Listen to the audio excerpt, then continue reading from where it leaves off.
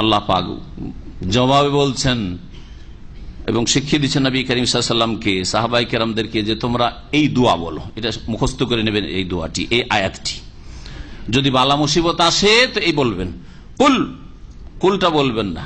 আল্লাহ নবীকে বলছেন কি, কুল মানে হে নবী তুমি বলো তোমার ক্ষয়ক্ষতি হয়েছে, হ্যাঁ এখানে এসেছি সেজন্য ক্ষয়ক্ষতি হয়েছে, যদি ওহদে না আসতাম চলে যেতাম ফিরে তাহলে ভালো হয়তো, এইসব কথা বলবে না।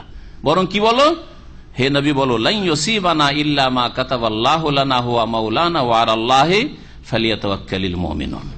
লাই ইউসিবানা ইল্লা মা কাতাবাল্লাহু লানা, আমাদের ওপর এমন কোন বিপদ আসবে না যেটা আল্লাহ লিখেননি। যা আল্লাহ লিখেছেন, আল্লাহ লিখনিতে ভাগ্যে রেখেছেন তাই আমাদের ওপর আসতে পারে, তাছাড়া আর কিছু আসতে পারে না। তাহলে যেই বিপদ আপদ এসছে এটা হচ্ছে আল্লাহ পাকের ফয়সালা, আল্লাহ পাক আমাদের মন্দ করেননি, এতেই কোনো কল্যাণ আছে। একজন মুমিনের জন্য সর্বাবস্থায় কল্যাণ আসছে, পরে আয়াত সেই জন্য সর্বাবস্থায় কল্যাণ কেমন করে তা বলছেন, তারপরে আয়াতই রয়েছে।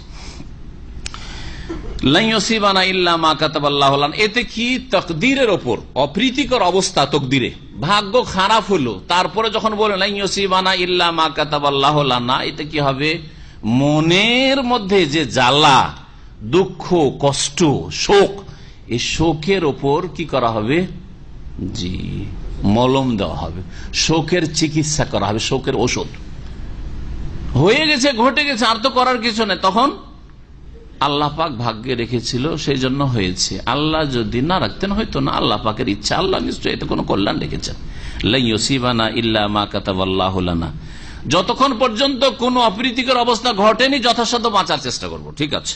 কিন্তু যখন কোনো কিছু ঘটে গেছে তখন আপনাকে বলতে হবে ইন্না লিল্লাহি ওয়া ইন্না ইলাইহি রাজিউন।